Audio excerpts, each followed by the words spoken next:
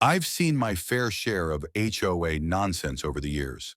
Fines for unapproved porch chairs, notes about how my lawn clippings weren't aesthetically pleasing, and endless passive-aggressive newsletters.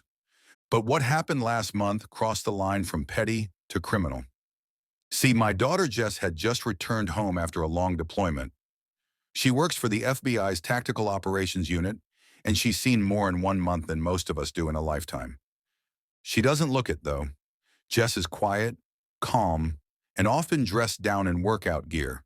To the untrained eye, she might just look like your average 30-something fitness junkie, and that's exactly what threw Karen off her game.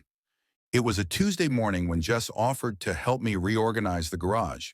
She backed up her black SUV into the driveway, tossed on a ball cap, and started hauling boxes labeled tools, camping gear, and Christmas lights. That's when Karen showed up. She lives 3 doors down, president of the HOA, self-proclaimed queen of the cul-de-sac, the type of person who believes property lines are suggestions and everyone else's business is her business. She marched right up and said, "Excuse me, who are you and what are you doing here?" Jess, focused on a heavy box, simply replied, "Helping my dad." Karen wasn't satisfied. "This house is occupied by the Millers. I don't know you. I'm calling the police." Jess laughed softly and said, "I am a Miller." Karen narrowed her eyes. "Prove it. Right now." Jess was patient. "You don't have the authority to demand anything from me. I live here. You can wait for my dad if you want." That's when Karen lost it. She stormed off, yelling something about suspicious activity and break-ins. We figured she was just blowing steam. But 5 minutes later, I heard shouting from the front yard. I ran outside and froze. Karen was back, this time with a revolver in her hand, pointed squarely at my daughter. "You're under citizen's arrest until police arrive," she barked. Jess didn't flinch.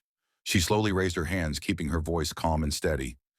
"Ma'am, you need to put the weapon down immediately. You're making a very dangerous mistake." Karen scoffed. "You don't scare me. You're a thief.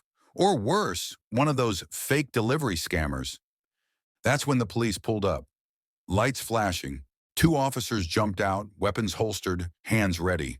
Jess calmly turned to them and said, "I'm Special Agent Jessica Miller, badge number 64213, Tactical Division. This woman just threatened me with a deadly weapon while I was lawfully on my father's property." The look on Karen's face when they confirmed Jess's ID? Priceless. The officers immediately disarmed Karen.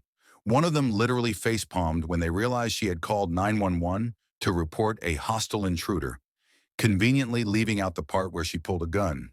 She was arrested on the spot for brandishing a firearm, making a false police report, and endangering public safety. And the fallout? Oh, it was glorious. The HOA board held an emergency meeting. Karen was voted out as president, effective immediately. Several neighbors who'd always been afraid to speak up finally stepped forward. Turns out she'd harassed delivery drivers, threatened teenagers on skateboards, and once told a veteran neighbor he couldn't fly an American flag because it clashed with the neighborhood aesthetic. Her husband quietly moved out a week later. Rumor has it he couldn't take the embarrassment anymore. As for Jess, she got a letter of commendation from the Bureau for staying calm in a volatile situation. She also got a standing ovation from the neighbors when she walked into the next block party, with her badge clipped proudly to her belt. And me? I got my garage cleaned, my daughter home safe, and the neighborhood finally free from Karen's tyranny. Some days justice really does come in tactical boots.